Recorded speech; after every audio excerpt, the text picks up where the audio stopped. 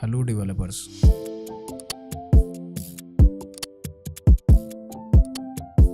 तो आज की इस क्लास के अंदर हम HTML का स्टाइल एट्रीब्यूट कवर करेंगे। तो जिस तरह से आप href और src के जो एट्रीब्यूट्स हैं वो अपने टैग के अंदर लगाते हैं, सेम उसी तरह आपको ये स्टाइल का एट्रीब्यूट भी अपने टैग के अंदर या एलिमेंट के अंदर लगाना है। उसके बाद इसका जो सिंटैक्स है वो कुछ इस तरह से है कि आपने इसको प्रॉपर्टी देनी है और उस प्रॉपर्टी की वैल्यू देनी है। उसके बाद आपकी जो स्टाइलिंग है वो आपके उस स्पेसिफिक टैग के ऊपर आपकी स्टाइलिंग अप्लाई हो जाएगी। तो वैसे तो बहुत ज़्यादा प्रॉपर्टीज़ हैं, लेकिन जो आज हम कवर करेंगे उनमें से कलर है, बैकग्राउंड कलर है, फॉन्ट फैमिली है, फॉन्ट साइज है और टेक्स्ट अलाइन है। तो स्क्रीन पे सबसे पहले यहाँ पे मैं एक फोल्डर क्रिएट कर लेता हूँ स्टाइल के नाम से, और इस फोल्डर को हमने VS कोड में ओपन कर लेना है। उसके बाद इसमें एक फाइल क्रिएट कर लें index.html, शिफ्ट 1 प्रेस करके एक्सक्लेमेशन मार्क लेके एंटर कर दें, और उसके बाद यहाँ पे हम इसका टाइटल भी चेंज कर देते हैं। बॉडी में आने के बाद सबसे पहले यहाँ पे मैं एक टैग लगा लेता हूँ H1 का टैग लगाने के बाद इसमें मैं लिख देता हूँ दिस इज़ अ हेडिंग। उसके बाद यहाँ पे हमने H1 के टैग के अंदर आके स्टाइल का एट्रीब्यूट लगाना है। स्टाइल एट्रीब्यूट लगाने के बाद आपको यहाँ सजेशन में बहुत सारी प्रॉपर्टीज़ देखने को मिल जाएंगी। तो हमने यहाँ पे टाइप कर लेना है कलर। तो यहाँ तक हमने स्टाइल का एट्रीब्यूट लगाया, उसके बाद कलर की प्रॉपर्टी लगाई और अब हम कलर की वैल्यू देंगे। तो वैल्यू हमारी क्या है, कलर हमारा हो जाए रेड। इतना करने के बाद अब हम इसे ज़रा ब्राउज़र पे व्यू कर लेते हैं।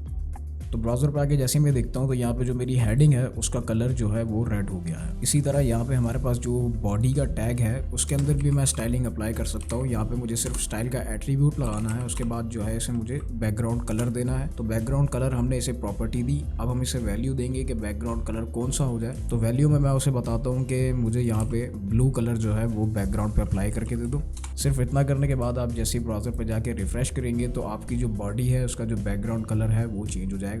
उसी के साथ साथ यहाँ पे हम एक H1 का टैग लेते हैं और उसमें लिखते हैं फॉन्ट फैमिली। फॉन्ट फैमिली लिखने के बाद इसके टैग में आ जाना है और यहाँ पे आके हमने जो है स्टाइल का एट्रीब्यूट लगाना है। स्टाइल का एट्रीब्यूट लगाने के बाद यहाँ मैं प्रॉपर्टी लगाऊंगा। प्रॉपर्टी है हमारी फॉन्ट फैमिली की।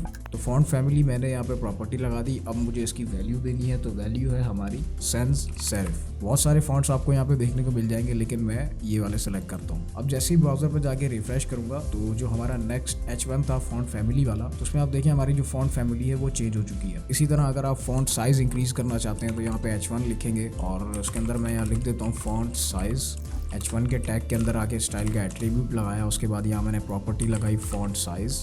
अब मुझे इसकी वैल्यू देनी है। मैं यहाँ पे इसको लार्ज भी कर सकता हूँ, लार्जर भी कर सकता हूँ, मीडियम, स्मॉल, स्मॉलर, बहुत सारे ऑप्शंस आपके पास हैं। अगर आप पिक्सल्स में देना चाहते हो तो आप पिक्सल्स में दे सकते हैं। यहाँ इसे मैंने दे दिया 50 पिक्सल्स। अब जब ब्राउज़र पे आगे रिफ्रेश करूँगा तो यहाँ पे हमारा जो फॉन्ट साइज़ है वो देखें काफ़ी ज़्यादा इंक्रीज़ होकर हमारे पास आ गया है। इसको हमने 50 पिक्सल का जो है फॉन्ट साइज़ दिया। अगर आप पिक्सल्स में नहीं देना चाहते हो तो आप इस तरह से भी दे सकते हैं। आप लार्जर कर दें, रिफ्रेश करें तो लार्जर में आपके पास कुछ इस तरह से आपका फॉन्ट आ जाएगा। अगर आप इस स्मॉल करना चाहते हैं तो आप यहाँ पे स्मॉलर लिख दें या स्मॉल लिख दें, एक्स स्मॉल लिख दें, XX स्मॉल लिख दें। तो मैं ऐसे स्मॉलर कर देता हूँ। अब जैसे ब्राउज़र पे आके रिफ्रेश करते हो तो यहाँ देखें हमारा जो फॉन्ट है वो और ज़्यादा छोटा हो गया। तो फॉन्ट साइज़ आप REM में भी दे सकते हैं, पिक्सल्स में भी दे सकते हैं, परसेंट में भी दे सकते हैं, लेकिन जो सबसे ज़्यादा यूज़ होता है वो REM में यूज़ होता है, परसेंट में यूज़ होता है और पिक्सल्स में यूज़ होता है। तो मैं तो पर्सनली पिक्सल्स यूज़ करता हूँ, तो इनके बारे में भी मजीद हम आगे चल के डिस्कस करेंगे। नेक्स्ट लाइन में आके यहाँ पे मैं P का टैग लगाता हूँ और इसके अंदर मैं जो है डमी टेक्स्ट ले लेता हूँ लॉरेम, Alt+Z टेक्स्ट को रैप करने के लिए। P के टैग में आके यहाँ पे आके मैंने स्टाइल का एट्रीब्यूट लगाना है। उसके बाद इसको मैंने प्रॉपर्टी देनी है टेक्स्ट अलाइन। तो इसे मैंने टेक्स्ट अलाइन कर दिया। उसके बाद मैं चाहता हूँ कि जो हमारा टेक्स्ट अलाइन है वो सेंटर में है। नॉर्मली हमारी वेबसाइट पे क्या होता है कि जो टेक्स्ट होता है वो लेफ्ट से स्टार्ट हो रहा होता है। तो मैं चाहता हूँ कि मेरा जो पैराग्राफ है वो लेफ्ट से स्टार्ट ना हो, पेज के सेंटर में आ जाए। तो इसके लिए मुझे सिंपल यहाँ पे इसकी वैल्यू देनी है। मैं यहाँ पे लिख दूंगा सेंटर।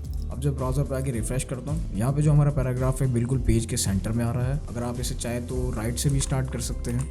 आपने सिंपल यहाँ पे राइट लिख देना है। ब्राउज़र पे जाके जैसे रिफ्रेश करेंगे तो ये देखें हमारा जो पैराग्राफ है वो राइट से स्टार्ट हो रहा है। इसी तरह यहाँ पे हमारी जो ऊपर फॉन्ट फैमिली है, फॉन्ट फैमिली वाले टैग में जाऊँगा। स्टाइल एट्रीब्यूट के अंदर जो हमने ये फॉन्ट फैमिली की प्रॉपर्टी और वैल्यू दी हुई है, इसको यहाँ से मैं कट कर देता हूँ और यहाँ मैं लिख देता हूँ टेक्स्ट अलाइन राइट। अब जब ब्राउज़र पे आके रिफ्रेश करूँगा तो ये देखें फॉन्ट फैमिली जो हमारा टेक्स्ट है वो राइट पे चला गया। तो इस तरह से कुछ आप बॉडी का बैकग्राउंड कलर चेंज कर सकते हैं, टेक्स्ट का कलर चेंज कर सकते हैं, टेक्स्ट को आप बैकग्राउंड कलर भी दे सकते हैं तो यहाँ पे जो हमारा दिस इज अ हेडिंग सबसे पहला H1 है, इसका मुझे बैकग्राउंड कलर चेंज करना है। तो उसका बैकग्राउंड कलर चेंज करने के लिए मैं क्या करूंगा, कलर की प्रॉपर्टी और वैल्यू को हटा दूंगा और यहाँ मैं लिखूंगा बैकग्राउंड कलर। बैकग्राउंड कलर लिखने के बाद यहाँ पे मैं ले लेता हूँ ब्राउन। प्रॉपर्टी की वैल्यू हमने ले ली ब्राउन। अब यहाँ पे आके जैसे ही रिफ्रेश करता हूँ तो ये देखें इसका जो बैकग्राउंड कलर है वो ब्राउन हो गया है और जो हमारा टेक्स्ट है वो नॉर्मली डिफॉल्ट जो ब्लैक है वो है। तो आज हमारी HTML की लास्ट क्लास थी, तो CSS की मजीद प्रॉपर्टीज जो है वो आगे चल के हम स्टडी करेंगे। तब तक आप इन सब टैग्स की बहुत ज़्यादा प्रैक्टिस करें।